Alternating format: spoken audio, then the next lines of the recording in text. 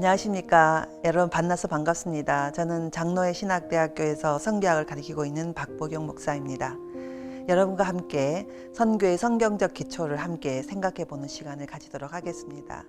특별히 저는 성경에 나오는 선교가 하나님의 선교를 이야기하고 있다라고 말씀드리려고 하나님의 선교, 그 성경적 기초에 대해서 짧은 시간 우리가 함께 생각해 보려고 합니다.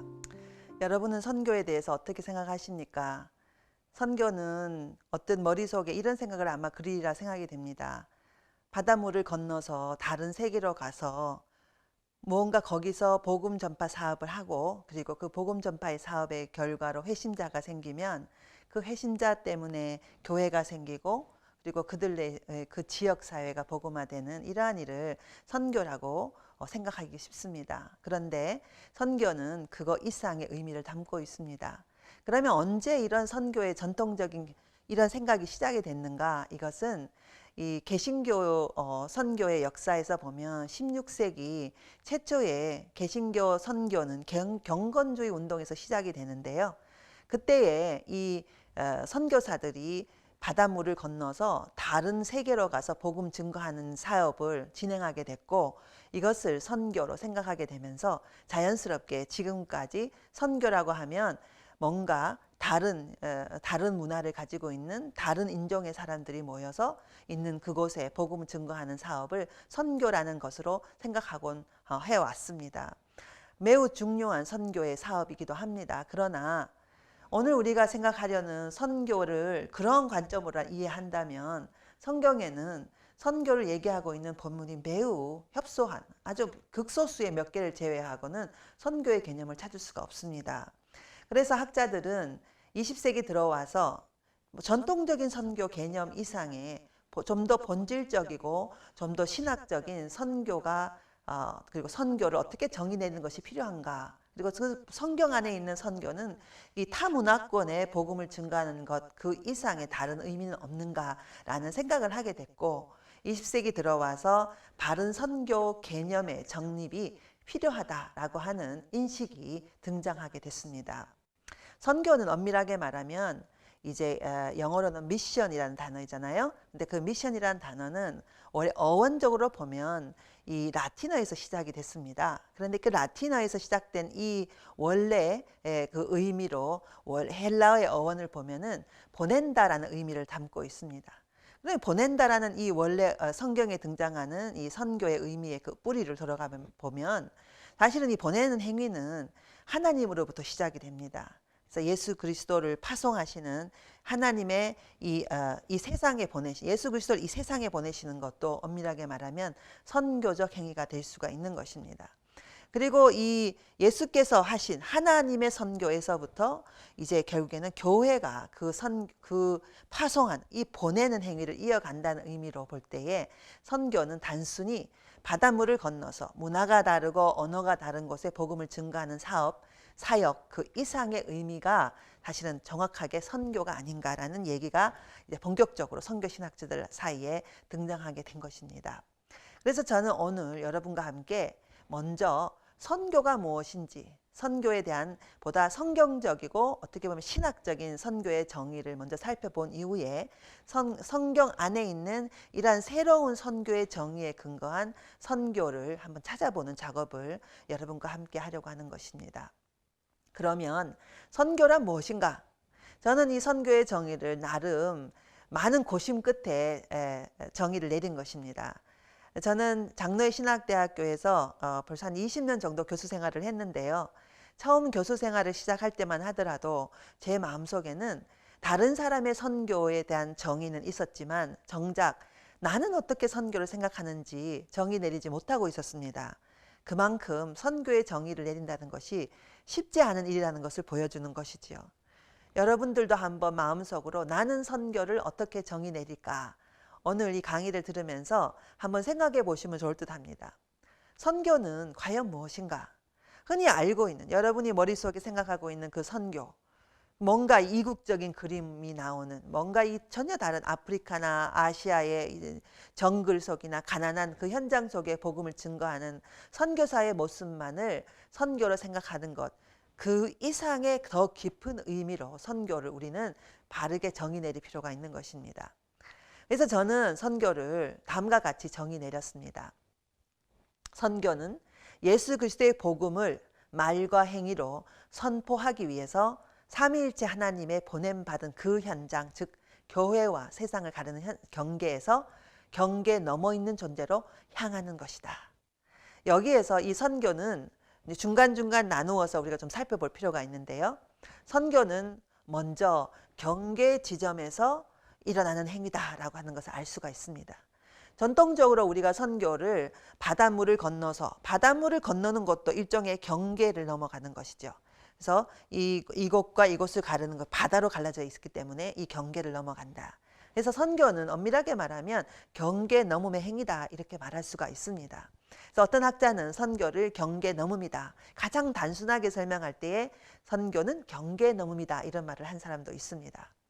그런데 이 경계 넘음은 경계 넘음 행위인 그 자체, 넘어가는 것 그것만으로 선교라고 하기에는 다소 부족해서 선교는 경계를 넘어가는 존재로 향하는 것이다. 여러분 성경에 보면은 이제 귀신 들린 사람이 데가볼리 지역에 예수님께서 바다를 건너서 갈릴리 있는 바다를 건너서 갈릴리 바다를 건너서 경계 넘어 있는 귀신 들린 사람을 향하여 가는 이야기가 나오지 않습니까? 그래서 결국에는 선교는 경계를 넘는 것이지만 그 경계에서 즉 경계를 넘어 있는 존재로 향하는 것이다. 사람을 향한 혹은 그것이 좀 더 넓게는 어떤 존재로 향해 가는 것인데 그 사람을 중심으로 하지만 더 넓게 선교를 이해해야 된다. 요새는 또 그렇게 말을 하고 있습니다. 그런데 최근 들어와서는 선교를 정의 내릴 때에 그거보다 더 본질적으로 경계를 넘는 것인데 그 경계가 교회와 세상을 가르는 경계다라는 말을 하고 있습니다. 즉 하나님의 백성의 공동체가 세상 속에 존재하는데 그 세상 속에 존재하며 세상과 전혀 상관하지 않고 완전히 배타적으로 우리들의 공동체를, 하늘나라를, 소위 말하는 천국을 소망하며 지금 이 땅에서 세상이 망하든지 말든지 상관하지 않고 완전히 분리된 상태로 살아가는 것, 그것은 선교가 일어나지 않는 것이라고 한다면 세상과 교회를 이게 구분이 없으면 그것 또한 선교가 일어나지 않지요. 그래서 세상과 교회를 구분 짓기는 하나 그 구분이 완전히 경계가 없어서 어떻게 보면은 구별이 안 되는 것도 아니고 완전히 폐쇄적으로 넘어감이 없는, 경계에 넘어감이 없는 것도 아닌 세상과 교회를 가르는 여기서 말하는 교회란 지역 교회를 얘기하는 것이 아니라 하나님의 백성의 공동체, 그러니까 하나님의 백성은 누구나가 다 이 경계 넘음을 교회된 존재로서 그 세상 안에서 세상을 향하여 하나님으로부터 부름받고 또한 파송받은 존재로 자기 인식을 가지고 경계 넘어 있는 존재로 향하는 것, 이것이 선교라고 말을 할 수가 있겠습니다. 그런데 이 경계 너머로 향하는 바로 이 행위는 더 궁극적으로 목적이 있어야 합니다. 할 일 없이 넘어가는 게 아니죠. 그래서 그 앞부분이 바로 그 목적에 해당이 되겠습니다. 선교는 예수 그리스도의 복음을 선포하기 위해서 넘어가는 것입니다. 그리고 이 복음을 선포하기 위한 넘어감의 행위는 다른 말로 말하면 삼위일체 하나님의 보냄받는 행위이기도 합니다. 하나님께서 삼위일체 하나님 성부, 성자, 성령께서 교회를 세상으로 파송하시는 것이 바로 선교인데요. 그 교회를 세상으로 파송하는 그 일이 동시에 교회된 우리는 바로 우리가 그리스도의 복음을 들고 세상에게 예수가 누구신지를 그리고 그 예수가 주 되심을 선포하는 행위가 되겠습니다. 그러면 이거는 동전의 양면과 같은 거죠. 우리는 파송받는 존재이지만 우리는 또한 가는 존재이기도 합니다. 그래서 선교는 예수 그리스도의 복음을 선포하기 위해서 그리고 하나님의 보냄받은 존재로서 보냄을 받기 위해서 그 경계를 넘어가는 건데 여기 중요한 게 하나 있습니다. 바로 말과 행위로 선포하는 것인데 우리가 흔히 생각할 때 선포라는 단어는 이 언어적 행위만을 선포라고 생각하기 쉬운데 그렇지가 않습니다. 선교는 언어적 행위보다 더 중요한 것이 바로 존재적 행위입니다. 존재적 선포. 그래서 행위적 선포로서 우리는 복음을 증거하는 것입니다. 그래서 선교를 새롭게 정의 내리면서 이제 그럼 이 정의, 선교는 예수 그리스도의 복음을 말과 행위로 선포하기 위해서 삼위일체 하나님의 보냄받은 그 현장, 바로 그 경계 현장의 경계 넘어인 존재로 향하는 것이다 라고 말하는 이 정의로 이제 본격적으로 성경 안으로 들어가서 선교가 어떻게 그려지고 있는지를 살펴보는 작업이 오늘 여러분과 제가 함께 하려고 하는 작업인 것입니다. 먼저 선교의 관점으로 성경을 읽는다라고 하는 것은 이러한 자세를 가지고 성경을 읽는 것인데요. 어느 한 지점에 있는 선교에 대한 성경 안에 들어있는 한 지점의 선교에 대한 이야기를 발견하는 것이 아니라 성경 전체 이야기 안에 구약에서부터 신약이 되기까지 그 모든 본문들이 사실은 광맥을 따라서 성경의 이야기를 찾아가듯이 선교에 대하여 설명하고 있는 것을 발견하는 것과 같은 작업이다. 이렇게 얘기를 하고 있습니다. 이것은 우리 선교학자들 중에 특별히 여러 학자들이 이러한 입장을 취하고 있는데, 특별히 저는 오늘 여러분과 함께 바로 성경 안에 있는 하나님의 선교의 광맥을 발견하는 마음으로 성경의 몇 군데 본문을 여러분과 함께 살펴보면서, 그전에는 이 본문이 선교에 대하여 얘기하고 있는 본문이라고 생각하지 않았던 본문이 새롭게 조명되면서 성경이 선교에 대하여 얘기하고 있구나. 그런데 그 선교는 앞에서 제가 정의 내린 대로 성경 전체가 하나님의 선교, 바로 그 파송하시고 그 사명을 이어받은 우리들이 교회가 세상을 향하여 세상 너머에 있는 교회 너머에 있는 존재를 향하여 끊임없이 찾아 나가는 행위, 이것이 선교라고 하는 관점으로 한번 살펴보려고 하는 것입니다. 자, 이제 그러면 본격적으로 성경을 좀 찾아보도록 하겠는데요. 오늘 저는 특별히 구약에 있는 몇 개의 중요한 본문들이 어떻게 선교적 본문이 될 수 있는가에 대해서 살펴보려고 하는 것입니다. 흔히 사람들은 과거에는 선교 그러면 뭔가 외부적으로 전 땅끝까지 복음을 증거하는 것이고, 원심적 이미지로서의 선교에 대해서 생각하기 때문에 구약에는 선교가 없다라고 말하는 그런 시기도 있었습니다. 그래서 그 기껏해야 구약의 선교라 그러면 뭐 요나서에 보면 요나가 니느웨라고 하는 곳으로 가서 복음을 증거하는 일을 했다. 그게 타문화권 선교하는 사례가 되지 않느냐. 그런데 엄밀하게 말하면 요나는 거기에 복음을 증거한 것이 아니고 하나님의 심판을 선포했거든요. 그렇기 때문에 그것이 과연 선교냐? 이런 또 질문이 일어납니다. 그런데 아까 말씀드린 대로 광맥을 찾아 들어가듯이 그전에는 선교적 본문이라고 보여지지 않았던 본문들이 선교적 메시지를, 하나님의 선교에 대하여 얘기하고 있는 메시지라는 것을 발견할 수 있는, 광맥을 발견하듯이 발견할 수 있는 바로 그런 본문들이 있는데, 그 중에 가장 중요한 본문이 바로 이 창세기 12장 1에서 3절의 말씀입니다. 그래서 어떤 학자는 이것을 구약의 선교 대위임령이라고 말할 정도로 매우 중요한 본문입니다. 선교 대위임령이라는 이 단어는 이제 19세기 그리고 19세기 이전부터 개신교 선교에 매우 중요한 역할을 했던 윌리엄 캐리가 선교의 가장 명백한 명령이 주어진 본문을 향해서 본문을 보면서 선교는 우리에게 주어진 명령, 주님이 주신 명령이다라고 강조하기 위해 사용되었던 본문, 그러니까 마태복음 28장을 별명 지은 본문이 바로 선교 대위임령이라는 표현입니다. 신약의 선교 대위임령이 마태복음 28장 19에서 20절인데, 그 선교 대위임령이 창세기 12장 1에서 3절에 있다라고 하는 이 주장은 가히 충격적인 주장입니다. 그래서 사람들은 어떻게 창세기 12장에 이런 선교 명령이 있다는 말이냐, 신약에 등장하는 그런 강력한 선교 명령이 있다는 말이냐라고 질문하게 됐습니다. 그래서 학자들이 많은 사람들이 연구를 했는데요. 창세기 12장은 창세기 11장과 12장으로 이제 시작이 되는데 아주 성경에 있어서 중요한 분기점을 이루는 부분입니다. 그래서 창세기 1에서 11장까지는 하나님은 전 인류를 대상으로 일하셨는데, 창세기 12장부터는 하나님의 백성을 선택하는 방식으로 하나님의 선교를 시작하시는 부분이 바로 창세기 12장입니다. 그런데 그 방법이 뭐냐 하면 바로 선택이라고 하는 겁니다. 아브라함을 선택함으로 하나님의 선교가 창세기 12장부터 이제 이어지는 계속 나오는 그 이후의 본문들이 타락으로 인한 하나님의 백성 그리고 온 인류 그리고 온 세계의 어떤 그런 하나님을 가까이 만날 수 없는 저주의 상태에서 하나님의 구원 계획이 시작이 되었는데 그 하나님의 구원 계획의 가장 중요한 시작이 창세기 12장에 그 전에 해왔던 방식 모든 인류를 대상으로 해왔던 것이 주류를 이루었다면 이제 특정한 인물, 특정한 민족, 특정한 개인 혹은 가족을 선택하는 하나님의 선교의 방식이 창세기 12장부터는 변화를 가져오는 부분이 바로 여기서 그 분기점이 되는 본문이라고 말할 수가 있습니다. 그런데 이 본문에 창세기 12장 1에서 3절에 나와 있는 그 너무나도 유명한 본문이죠. 이 아브라함을 부르신 본문입니다.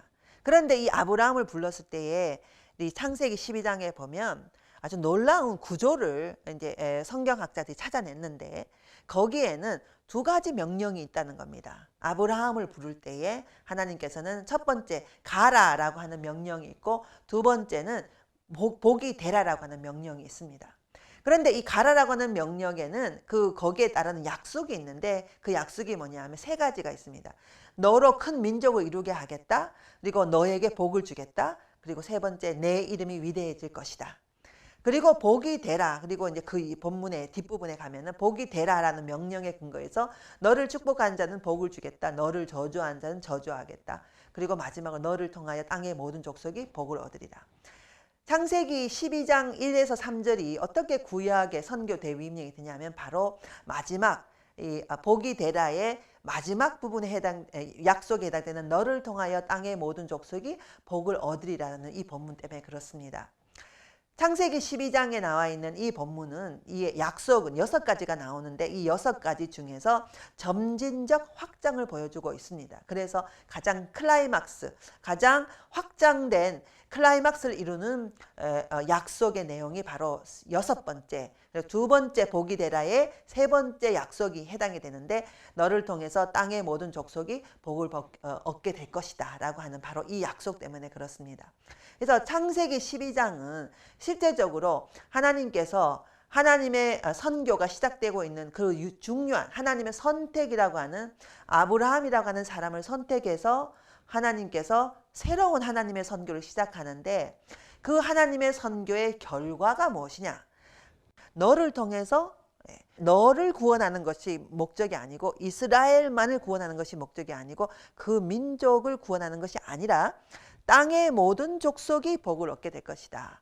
그래서 여기 이 부분이 결국에는 왜 우리는 선교해야 되는가? 이 굉장히 중요한 질문이죠. 왜 우리는 경계 넘어 있는 존재에게 자꾸 다가가야 되는가? 왜 우리는 우리의 존재로 우리의 언어로 계속적으로 하나님의 나라를 나누고 예수 그리스도가 어떤 분인지를 소개하고 경계 넘어 있는 자들에게 다가가야 하는가? 거기에 목적을 찾기 위해서 선교의 성경적 기초를 시도하는 것입니다.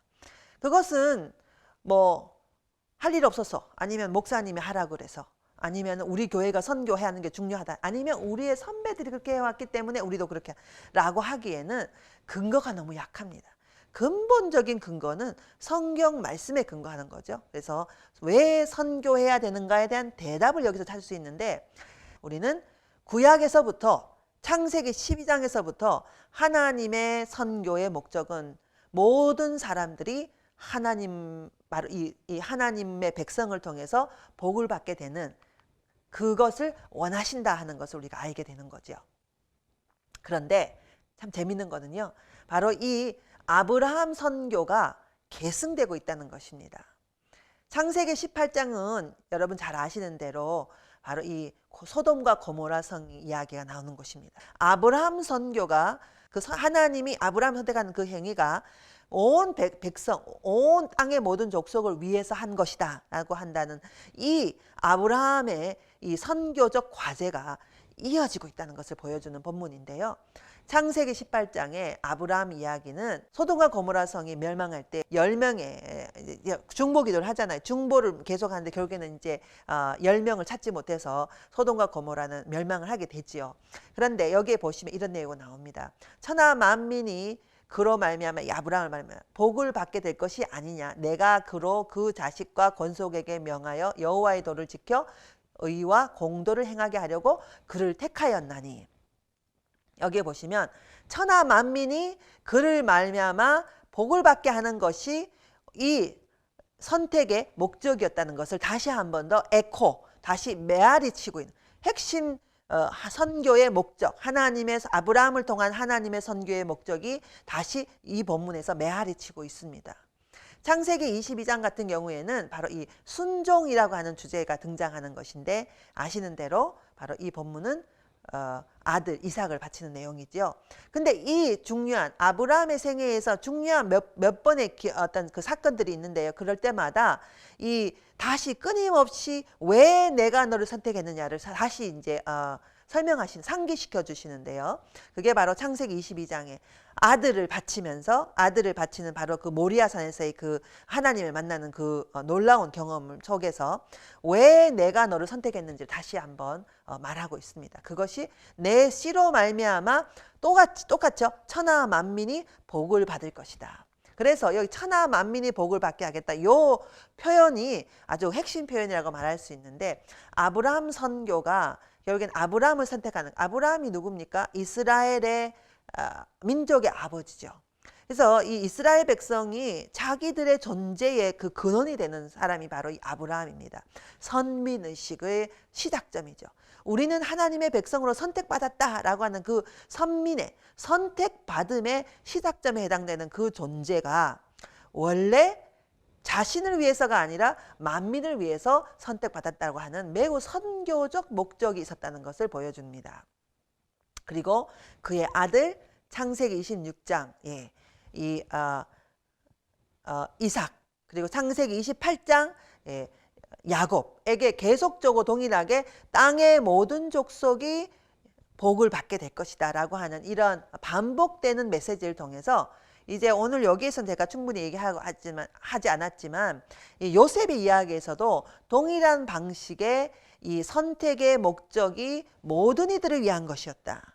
이게 왜 중요하냐면요, 선교를 해야 되는 이유, 우리는 왜 선교해야 되는가를 할 때, 첫째, 성경에 그렇게 하기 때문에 이제 우리는 참 하나님의 말씀에 근거해 선교하지 않으면 우리는 경계를 넘어갈 필요가 없는 거죠. 우리는 그냥 우리의 구원을 즐기기만 하면 되는 거예요.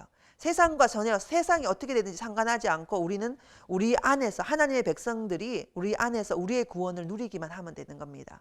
그리고 언젠가는 주님께서 우리를 부르실 때에 천국에 가면 되는 거죠. 그러면 선교는 일어나지 않습니다.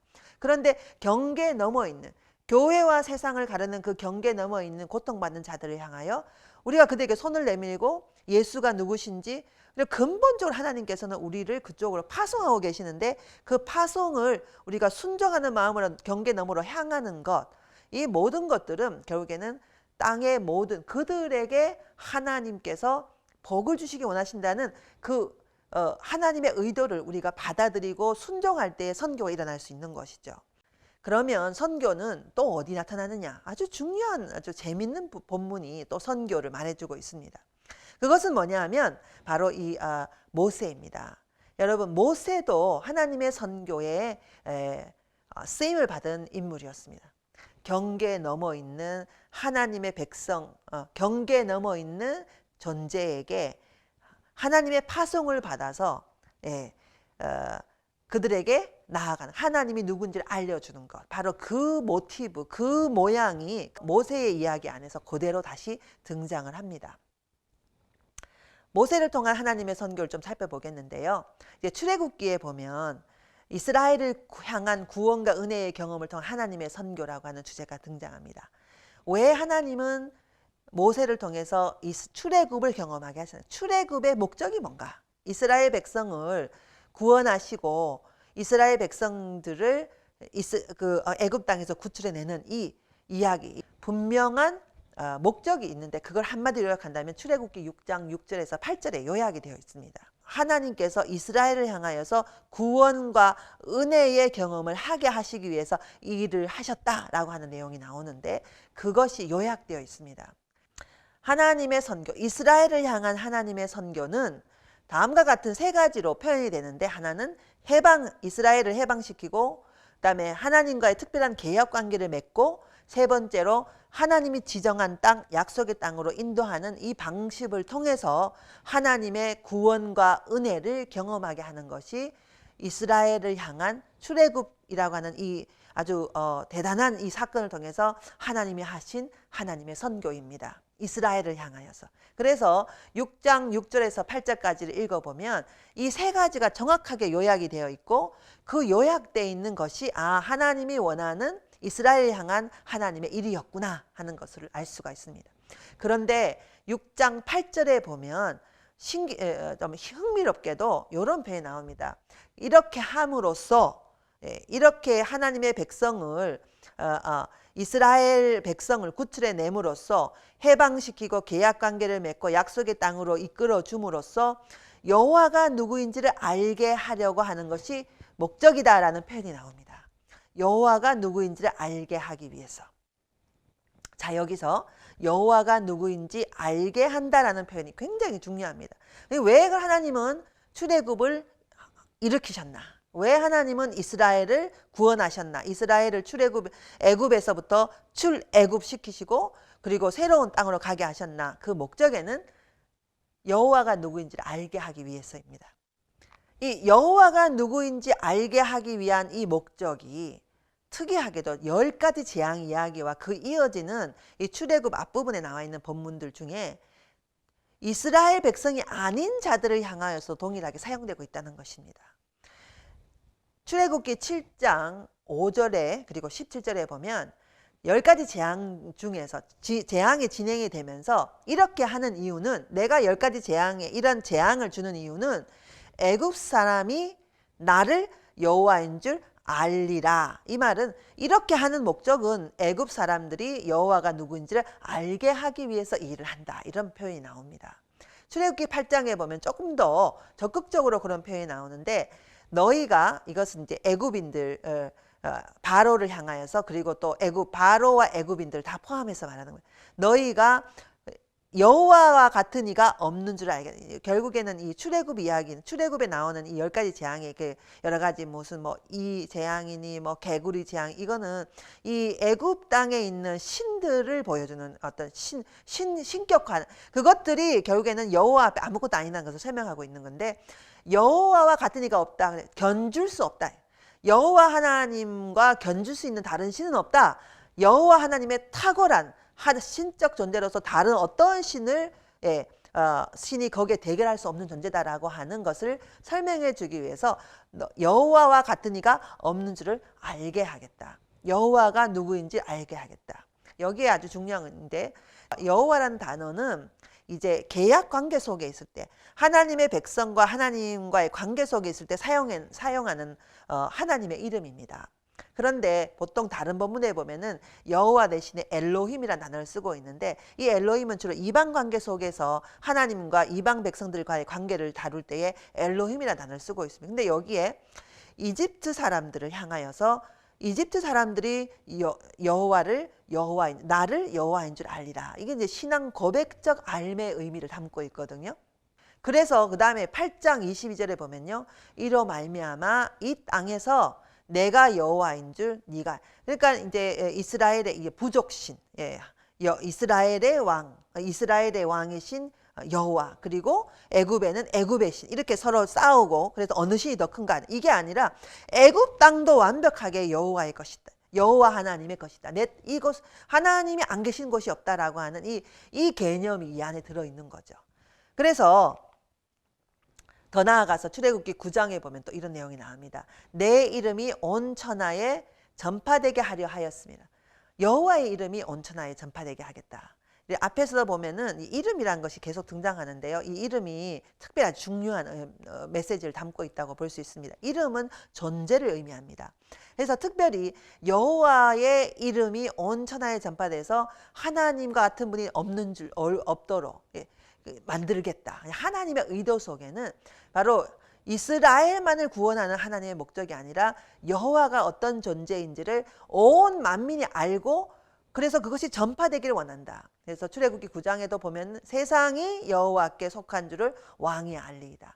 14장과 14장 4절 8절 25절면 애굽 사람들이 나를 여호와인 줄 알게 하겠다. 하나님께서는 이 출애굽이라고 하는 10가지 재앙을 통해서 모세라는 존재를 통해서 하나님의 백성을 구출해내는 이 일을 하셨어요. 그런데 이 일이 일단 선교적 일입니다. 하나님의 선교입니다. 왜냐하면 이 선교는요, 파송하는 하나님의 백성을 하나님의 선교사, 하나님의 사람을 파송해서 그곳에서 하나님의 메시지를 전달하는 일이잖아요. 그렇기 때문에 우리는 경계 너머에 있는 존재에게 하나님의 메시지를 전달하러 가서 경계 넘어가서 하나님이 예수님이 누군지를 보여주는 행위가 선교라고 제가 아까 말씀드렸는데, 바로 이 모세에게도 그 모형을 볼 수가 있어요. 하나님의 백성들에게 먼저 하나님이 어떤 분인지를 알려주는 일을 합니다. 그래서 하나님 너희들이 잊어버렸던 그 너희 조상들의 하나님이 이분이다라고 알려주는 첫 번째 하나님의 선교가 모세를 통해서 일어났다고 볼 수 있습니다. 그런데 여기서 멈추지 않았다는 거죠. 그 다음 단계가 있었는데 그게 뭐냐면, 사실은 표면적으로는 하나님의 재앙이었지만 그 밑에는 목적이 있었다는 거죠. 그 목적이 뭐냐면 애굽 사람들도 여호와가 누구인지를 알게 하는 하나님의 의도가 함께 수면 밑으로, 그러니까 수면 위에 있는 하나님의 선교와 수면 밑에 있는 하나님의 선교가 동시적으로 지나가고 있었다라는 것을 알 수 있습니다. 출애굽기 19장 3절에서 6절까지의 말씀을 여러분이 한번 살펴보시면 이스라엘을 구원하신 하나님의 목적이 등장하는데, 그것이 뭐냐면 이스라엘을 선택해내서 거기 보면 너희들을 제사장 나라로 삼겠다라는 메시지가 나옵니다. 제사장 나라. 제사장이라고 하는 건 뭡니까? 중재적 역할을 하는 존재죠. 그래서 제사장은 이스라엘 백성들과 하나님을 이어주는 존재였는데, 이스라엘 백성을 향해서 제사장 나라로 삼겠다라고 하는 그 자체는 하나님과 어떤 그룹들을, 어떠한 존재들을 이어주는 존재가 되는 거죠. 이스라엘 열방에 있는 하나님을 알지 못하는 백성들에게 하나님이 누구인지를 알려줌으로써, 어떻게 알려주죠? 말로 할 수도 있지만 전제로. 그래서 구약에 등장하는 선교의 개념은 전제적 개념이 많습니다. 그래서 이스라엘 백성들이 가는 곳마다 천막을 치고 중심에는 성막이 있었잖아요. 그리고 성막 위에는 구름 기둥과 불 기둥이 있으면서 전 세계 사람들이 쳐다보고 있었어요. 전 세계 이들이 가는 곳마다 불 기둥이 움직이고 구름 기둥이 움직이면 다시 또 움직이는 거죠. 이게 바로 교회의 모형인데, 이 세상 속에 있는 이 교회가 하나님을 얼마나 더 진지하게 예배드리고 하나님의 말씀대로 살아가는 개약 백성으로 살아가느냐의 모습을 통해서 사람들은 하나님을 보게 된다는 거예요. 그러니까 하나님이 누군지를 말로 할 필요 없어요. 이 이스라엘 백성들의 삶은 하나님께 예배함으로 하나님을 증거하는 행위가 되겠습니다. 그래서 이것은 매우 구심적 모델로서의 선교 모델을 발견할 수 있는데, 바로 거기에 제사장 나라가 된다라고 하는 개념이 표현이 나오는데, 이것이 이 출애굽 이야기에서 등장하는 하나님의 선교를 우리가 또 발견할 수 있다는 것입니다. 여러분, 제가 두 개의 본문만으로도 이제 적어도 출애굽 이야기 중심으로, 그리고 그 앞에는 아브라함 이야기 중심으로 우리가 어떤 생각할 때 선교가 이렇게 선교가 구약에도 들어있구나 하는 걸 여러분이 이제 느끼실 겁니다. 선교는 신약에만 있는 게 아니에요. 신약에 등장하는 마태복음 28장에 나와 있는 매우 명료한 선교의 명령이 있지만, 그거보다 더 사실은 이게 수면 밑에 있는 이 땅 밑에 들어있는 광맥을 발견하듯이 선교가 창세기서부터 계속적으로 그 밑에 하나님은 선교를 멈춘 적이 없었고, 하나님의 선교의 이야기는 하나님의 백성을 통해서, 개인을 통해서 지속되어 왔고 멈춘 적이 없었다라는 것을 알 수가 있습니다. 그러면 바로 이 하나님은 하나님의 백성으로 하여금 하나님이 누군지를 알리기 원하는 이 하나님의 의도, 하나님의 선교의 의도가 또 다른 본문에 나타나는 것을 알 수 있는데, 열왕기상 8장에도 또 등장하는 것을 볼 수가 있습니다. 특별히 오늘 이 본문은 열왕기상인 이 본문은 뭐냐면, 이 솔로몬이 솔로몬의 성전을 건축하고 난 다음에 아버지로부터 이어받은 바로 이 과업을 완수하고 드디어 이 기도하는 성전 봉헌의 기도를 하는 본문입니다. 그런데 이 성전 봉헌의 기도의 내용에 보면 다음과 같은 내용이 나옵니다. 또 주의 백성 이스라엘에 속하지 아니한 자 곧 주의 이름을 위하여 먼 지방에서 온 이방인이라도 저희가 주의 광대한 이름과 주의 능한 손과 주의 표신팔의 소문을 듣고 와서 이 전을 향하여 기도하거든. 자, 누가 기도하죠? 예, 이방인이 와서 기도하거든. 예, 성전이 이방인이 와서 기도할 수 있는 공간이라는 것을 선언하고 있는 것입니다. 주는 계신 곳 하늘에 들으시고 이방인이 주께 부르짖는 대로 이루사 땅의 만민으로 주의 이름을 알고, 땅의 만민으로 이방인이 성전에 와서 예배 드릴 수 있고 기도할 수 있는데, 그것을 통해서 결과가 뭐냐면 땅의 만민이 주의 이름을 알고 주의 백성 이스라엘처럼 땅의 만민이 여호와를 경외하게 하시고 또 내가 건축한 이전을 주의 이름으로 일컫는 줄을 알게 하옵소서. 자, 이거는 구약에 등장하는 바로 이 성전이 닫힌 공동체가, 하나님의 백성 예배 공동체가 닫힌 공동체가 아니라 열린 공동체, 누구든지 이곳에 나올 수 있도록 만들어야 되는 과제가 있다는 것을 말하고 있는 것입니다. 이 본문은 구약에 등장하는 가장 선교적 본문 중에 하나다, 이렇게 얘기를 하고 있습니다. 또 하나는 시편 67편을 말씀을 드릴 수가 있겠는데요. 시편 67편은 특별히 그 본문은 뭐와 에코가 일어나냐 하면 민수기 6장 24절에서 26절에 나오는 아론의 기도를 줄여놓은 형태입니다. 그렇기 때문에 아론의 기도, 여호와께서 너에게 얼굴을 비추사 네게 복 주시기 원하고 뭐 이런 내용입니다. 그런데 거기에 이 노래는 시편 67편은 수장절에 제사장의 축도에 대해 백성이 응답하는 노래로 들려졌을 것이다 라고 학자들은 얘기를 하고 있습니다. 그런데 같은 본문 민수기 6장 24절의 본문이 에코되고 있지만 이렇게 메아리 치고 있지만 그대로 가져가진 않습니다. 다르게 사용하고 있는데요. 그 본문에 보면은 여호와라는 단어 대신에 엘로힘을 사용하고 있고요. 너라는 단수 대신에 복수를 쓰고 있습니다.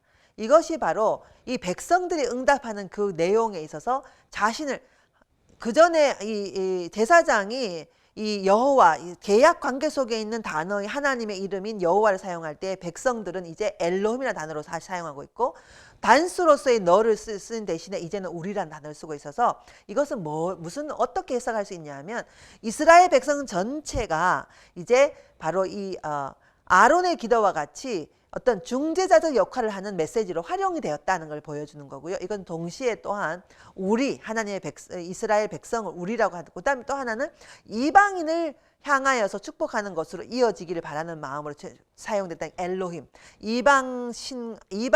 이방인들과의 관계 속에 사용하고 있는 엘로힘을 사용했다는 점에 있어서 많은 학자들이 이 본문은 가장 선교적 시편이다 얘기할 정도로 시대적으로 하나님의 선교, 구약에 등장하는 많은 하나님의 선교의 이야기가 이스라엘 백성만을 위한 것이 아니라 이스라엘 백성을 통하여서, 그러니까 이스라엘 백성을 선택함으로써 그 의도 속에는 모든 존재들이, 세상의 모든 하나님을 알지 못하는 이스라엘 백성이 아닌 존재들이 하나님을 아는 신앙 안으로 들어오기를 바라는 하나님의 의도가 있었다는 것을 보여주고 있습니다.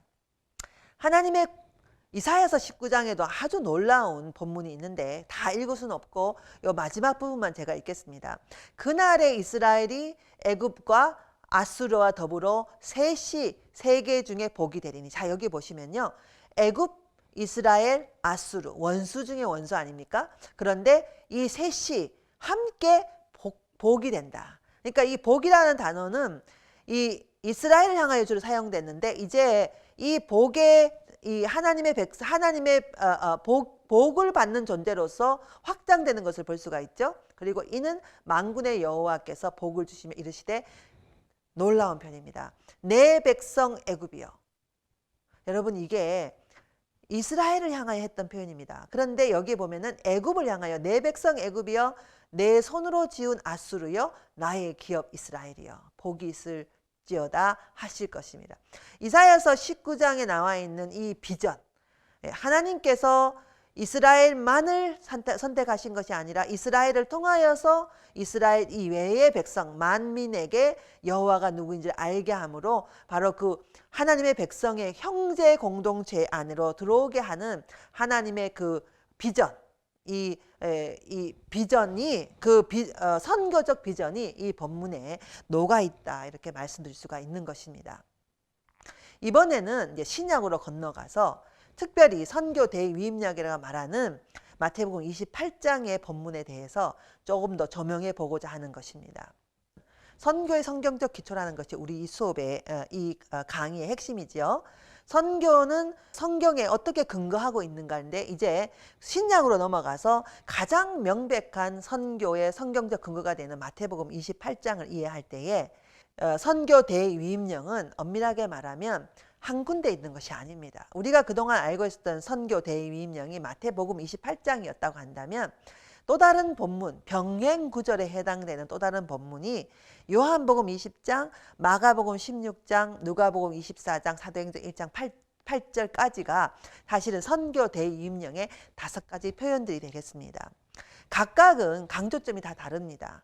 그동안에 우리의 선교 이해가, 성경적 근거를 찾는 선교 이해가 너무 지나치게 마태복음 28장에만 근거했기 때문에 다른 본문, 다른 선교 대위임령을 사실은 이제 간과하고 마태복음 28장만을 관심을 가졌기 때문에 우리의 선교의 균형을 잃어버리기가 쉽습니다.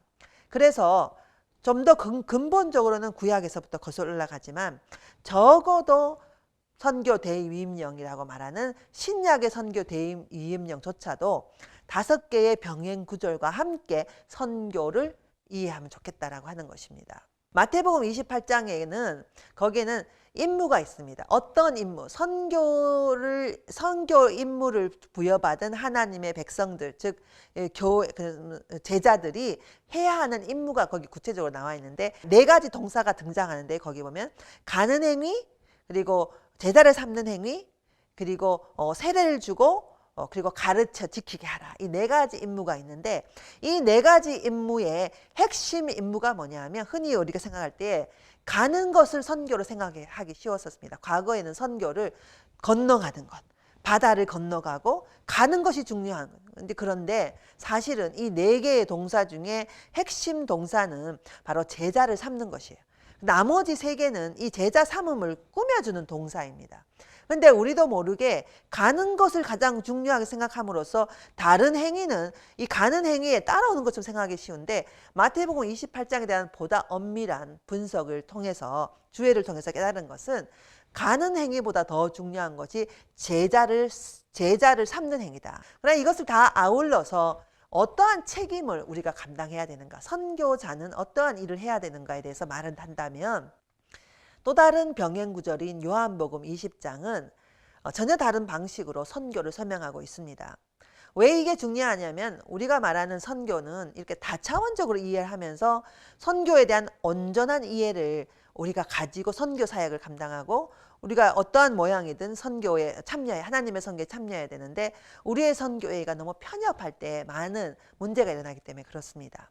그러면 요한복음, 같은 병행 구절인 요한복음에 등장하는 선교는 이제 삼위일체의 선교, 파송으로서의 선교를 강조하는 본문인데, 조금 있다가 여기에 대해 좀 더 자세하게 제가 설명을 드리도록 하겠습니다.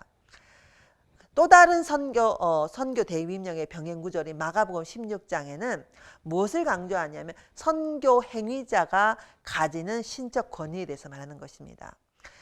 물론 약자로서 다양한 종류의 핍박 속에 있지만, 행위자, 하나님의 선교의 대행자로서 부름받은 하나님의 백성은 하나님으로부터 부여받은 신적 권위를 가지고 복음을 증거하게 된다는 것을 얘기하고 있는 반면에, 누가복음 24장의 선교 대임령의 핵심 메시지는 우리가 들고 가야 할 메시지가 무엇인지를 말하고 있습니다. 그래서 그 각각의 본문들이 가지고 있는 선교 사역, 하나님의 선교에 우리 교회와 우리 하나님의 백성이 어떻게 참여해야 되면 어떤 것을 온전히 실천해야 되는지를 보여주는 본문들을 함께 이해하는 것이 중요하겠다. 사도행전 1장 8절 같은 경우에는 선교의 명령, 선교의 이 일이 결국에는 성령에 의해서 일어나는 것이다. 그리고 교회와 함께 교회에 의해서 선교가 주도되는 것이다라는 것을 설명하는 본문이라고 말할 수가 있습니다.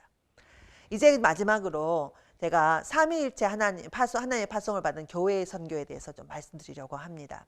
그동안 선교에 대해서 마태복음 28장의 선교를 지나치게 강조해 왔기 때문에 선교를 뭔가 이렇게 그 선교의 이미지가 좀 공격적인 혹은 일방적인 선교의 모습을 그려오곤 했었습니다. 그 이유는 너희는 가서 모든 족속을 제자 삼음이 가장 핵심인데도 불구하고 이 기본적으로 서구 선교사들의 선교의 패러다임에 이 본문이 늘 강조되었던 것이 가는 행위였었습니다. 그러다 보니까 선교 그러면 떠오르는 것이 첫 번째 가장 먼저 해야 되고 가장 중요한 행위가 가는 행위였었어요. 그러다 보니까 이 가서 뭘 하는 것보다 더 중요한 것이 일단 가야 되는 거죠. 그래서 가는 행위는 바다를 건너서 복음을 증거. 그래서 선교에 대한 이해 자체가 지리적 이동에 방점을 두게 되면서 자연스럽게 지리적 이동을 통해서 선교가 일어나는 그 선교의 역사 과정 중에 일방적인, 그래서 서구 세계와 비서구 세계 사이로 가르면서 결국엔 선교는 여기 있는 교회의 하나님의 백성들이 여기 건너가서 여기서 믿지 않은 사람들의 복음을 전하는. 근데 그 패러다임이 지금도 이어지고 있는 거예요. 그래서 아프리카나 아시아 가난한 나라에 선교라고 하는 것은 가는 행위가 가장 우선하는 것이다 라고 하는 우리의 어떤 그런 오해들을 사실은 이제 이 본문이 사실 좀 조장했다 이렇게 볼 수가 있는 거죠. 이 본문이 틀린 게 아니죠. 우리가 잘못 해석한 거죠. 그래서 이 마태복음 28장은 최근 들어와서 선교의 공격성 혹은 선교의 일방성을 그리고 선교의 지리적 이동으로만 해석하게 만드는 이 본문에 대한 오해들을 만들고 있기 때문에 새로운 본문이 거기에 다시 조명될 필요가 있다라고 얘기하면서 요한복음 20장 21절이 많이 조명이 되기 시작을 했습니다. 이 요한복음 20장 21절에는 이런 것입니다. 아버지께서 나를 보내신 것 같이 나도 너희를 보낸다. 부활하신 이후에 예수님께서 이 마태복음에는 이 갈릴리로 가셔서 갈릴리에서 이방 땅을 향하여, 갈릴리가 어디입니까? 이 하나님의 백성과 이방 사이에 경계 지역이 있는 이 지역에, 거기서 세상을 향하여 복음을 들고 나가요. 너희는 가서 모든 이 세상을 향하여 가라. 그리고 복음을 증거하라고 하는 어떤 그런 이미지의 그림이라고 한다면, 요한복음 20장 22절에 나와 있는 선교의 이미지는 그런 게 훨씬 더 어떻게 보면 좀 수동적인 모습을 보이고 있습니다. 근데 이 수동적인 모습의 그 선교의 어떤 그 모델이 되는 것이 바로 성자의 선교다라는 것을 얘기를 하고 있는데요. 그래서 아버지께서 나를 보내신 것 같이 라는 것이 앞에 먼저 시작이 됩니다. 그래서 선교가 먼저 있었는데 바로 아버지의 선교, 아버지가 아들을 보내는 행위가 먼저 있었다. 아들의 입장에서는 파송 받음의 경험이 먼저 있었던 거죠. 요한복음 20장 21절에 의하면 선교는 궁극적으로 보냄받는 행위입니다. 선교는 내가 가서 무언가를 하겠다, 내가 어떤 선교 사업을 하겠다라는 하는 어떤 우리가 가는 건 사실이기도 하죠. 그런데 그거보다 더 중요한 게 수동성, 보냄받는 것이다. 그래서 나를 보낸 분을 드러내는 것. 선교는 보낸 자를 요한복음 14장에도 나오는데 예수님께서 나를 보낸 자를 제자들이 아버지를 보여주십시오 이렇게 말하니까 나를 본 자는 아버지를 봤다. 나는 곧 나를 드러내는 것이 아니라 나 보낸 자를 드러내는 것이다 이런 말씀을 하시거든요. 그래서 요한복음 전체에 등장하고 있는 예수님의 선교는 철저하게 보냄 받음으로서의 선교를 얘기하고 있습니다. 그래서 이 요한복음에 등장하고 있는 선교는 성부 하나님의 성자 파송하심, 그러니까 반대로 하면 성자 하나님의 성부로부터의 보냄 받음이라고 말할 수가 있겠죠.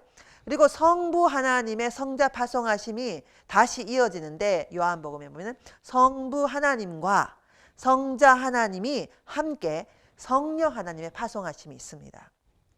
전체적으로 성령을 내가 보내주겠다. 기다려라. 성령을 내가 너희들이 파송할 테니 그분이 오면 모든 것을 더 잘 너희들에게 필요한 것을 제공해 주실 것이다. 이런 말씀 나오죠. 그래서 요한복음에 등장하는 선교는 삼위일체 하나님의 선교입니다. 그래서 선교는 성부 하나님의 파송하심, 성부 하나님과 성자 하나님의 성령 파송하심. 그런데 성부, 성자, 성령의 그 다음에 제자를 나도 너희를 보내노라 하는 두 번째 부분이거든요. 그건 뭐냐면 제자 파송하심이에요. 이 제자들은 교회를 대표하는 것입니다. 그래서 요한복음 21장, 20장, 20절에 나오는 것은 성부, 성자, 성령의 교회 파송하심이 선교라고 얘기를 하고 있습니다. 그래서 선교는 아포스텔로, 아포슬, 사도들이라는 단어로부터 시작되는 바로 이 헬라어 아포스텔로에서 선교는 파생된 단어인데요. 선교는 엄밀하게 말하면 보냄 받는 행위입니다. 내가 뭔가를 하겠다는 게 아니라 철저하게 날 보낸 자에 대한 그분이 누군지를 알고 그분이 가르침대로 그분이 원하는 대로 전달하는 것. 그럼 어디 가느냐? 가는 곳이 정해져 있는데요. 요한복음 17장에 보면 선교는 세상으로 가는 것이라고 하는 보냄 받는 현장이 세상이라는 것을 아주 명백하게 얘기하고 있습니다. 그러므로 요한복음 20장에 등장하는 선교는 무엇을 말하냐 하면 우리의 선교 현장이 더 이상 지리적인 이동으로 이해해야 되는 선교가 아니라 엄밀하게 성경이 얘기하고 있는 선교는 하나님, 성부 하나님의 교회를 세상으로 파송하는 행위였다. 그리고 그 세상으로 보내실 때 우리는 세상으로 보냄받은 존재다라는 것을 얘기하고 있는 선교를 사실은 요한복음이 얘기하고 있습니다. 오늘 우리에게 필요한 선교의 이해는 이런 것입니다. 우리가 땅끝까지 복음을 증거하는 이 선교, 전통적 선교, 타문화권 선교, 멈출 수 없는 선교적 과제입니다. 그러나 그것만을 선교로 말할 수는 없는 겁니다.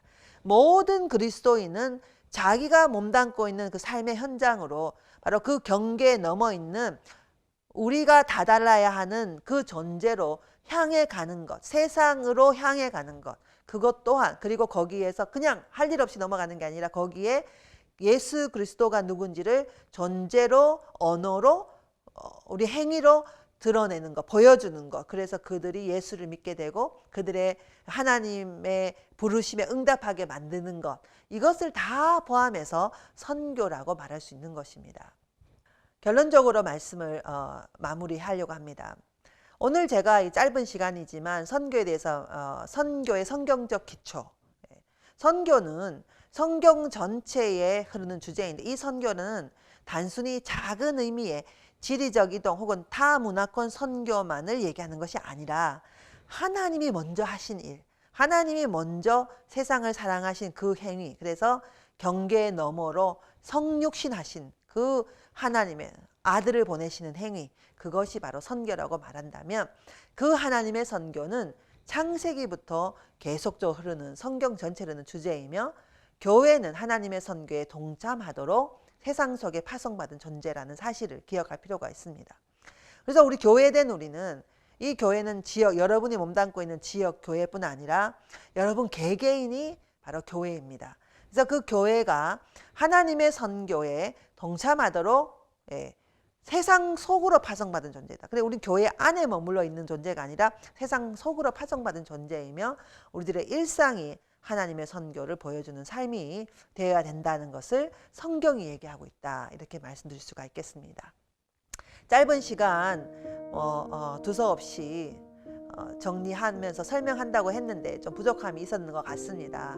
그래도 여러분들이 들은 내용을 잘 참고하셔서 성경이 보여주는 선교적 기초, 선교의 성경적 기초에 조그마한 도움이 되었으면 하는 그런 마음으로 강의를 마치도록 하겠습니다. 감사합니다.